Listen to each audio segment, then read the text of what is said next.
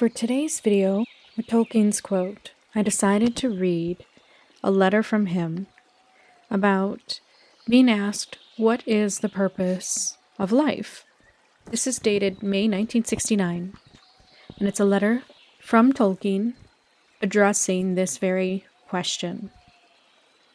What does the question really mean? Purpose and life both need some definition.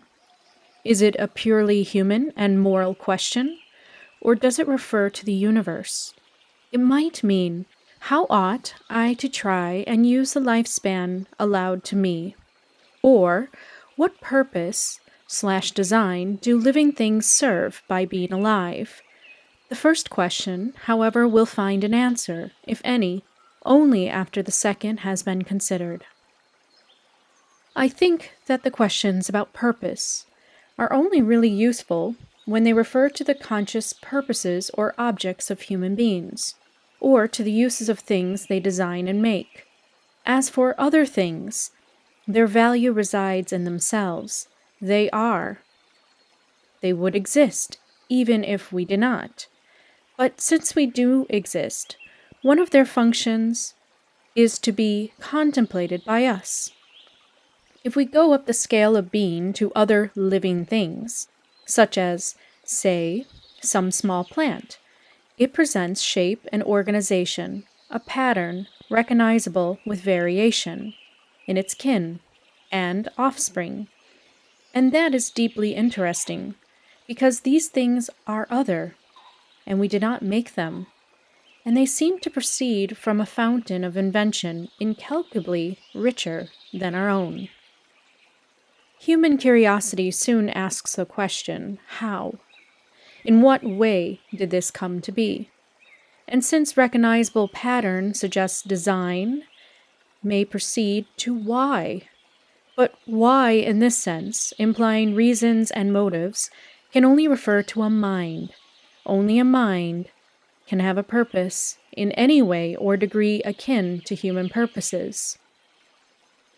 So at once any question, why did life, the community of living things, appear in the physical universe, introduces the question, is there a God, a creator, designer, a mind to which our minds are akin, so that it is intelligible to us in part. With that, we come to religion and the moral ideas that proceed from it. Of these things, I will only say that morals have two sides, derived from the fact that we are individuals, as in some degree are all living things, but do not, cannot, live in isolation, and have a bond with all other things, ever closer up to the absolute bond with our own humankind. So morals should be a guide to our human purposes, the conduct of our lives, the ways in which our individual talents can be developed, without waste or misuse, and without injuring our kindred or interfering with their development. Beyond this, and higher, lies self-sacrifice for love. But these are only answers to the smaller question. To the larger, there is no answer, because that requires a complete knowledge of God, which is unattainable. If we ask why God included us in His design, we can really say no more than because He did. If you do not believe in a personal God, the question, what is the purpose of life, is unanswerable. To whom or what would you address this question? But since in an odd corner, or odd corners of the universe, things have developed with minds that ask questions and try to answer them, you might address one of these peculiar things. As one of them, I should venture to say, speaking with absurd arrogance on behalf of the universe, I am as I am. There is nothing you can do about it. You may go on trying to find out what I am, but you will never succeed. And why you want to know, I do not know. Perhaps the desire to know for the mere sake of knowledge is related to the prayers that some of you address to what you call God. At their highest, this seems simply to praise Him for being as He is, and for making what He has made as He has made it. Those who believe in a personal God or Creator do not think the universe is in itself worshipful, though devoted study of it may be one of the ways of honoring Him. And while as living creatures we are, in part, within it, and part of it, our ideas of God and ways of expressing them will be largely derived from contemplating the world about us, though there is also revelation both addressed to all men and to particular persons. So it may seem that the chief purpose of life for any one of us is to increase according to our capacity, our knowledge of God, by all the means we have, and to be moved by it to praise and thanks, to do as we say in the Gloria in Excelsis. We praise you, we call you holy, we worship you, we proclaim your glory, we thank you for the greatness of your splendor. And in moments of exaltation, we may call on all created things to join in our chorus, speaking on their behalf, all mountains and hills, all orchids and forests, all things that creep and birds on the wing. This is much too long, and also much too short, on such a question. With best wishes, J.R.R Tolkien. I just wanted to say, because I do understand how some people may take this in offense, especially with using the biblical term hymn. However, the spirit that Tolkien writes is one that is connected to a greater cosmic force within all of us.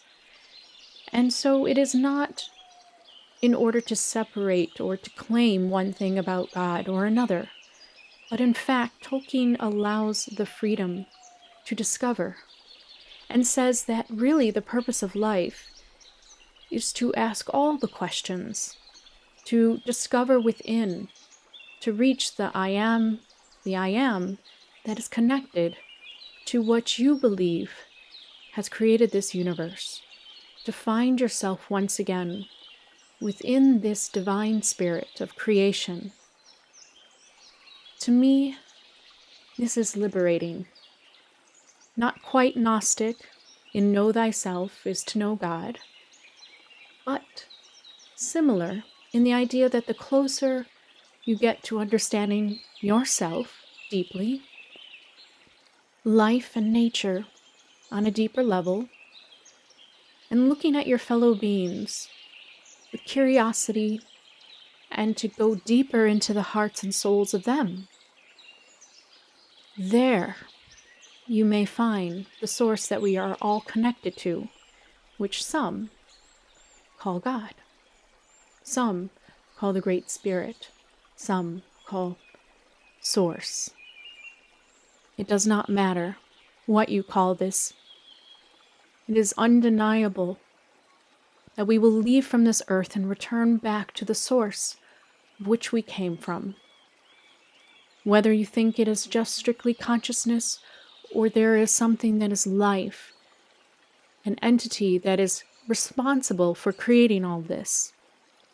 The more that you live your life in worship and dutifulness towards the goodness of creation and life itself, the closer you get to understanding what it really is, what you are part of, what we are all part of and connected to.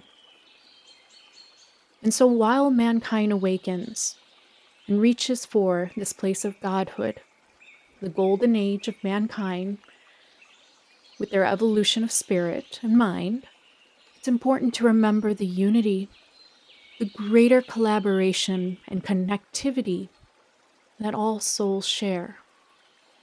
And maybe it's not just you who awakens, but it is rather us awakening together, realizing that there is no part separate from ourselves, and everything that we see belongs to us, part of us, a giant ecosystem so unfathomable to even imagine,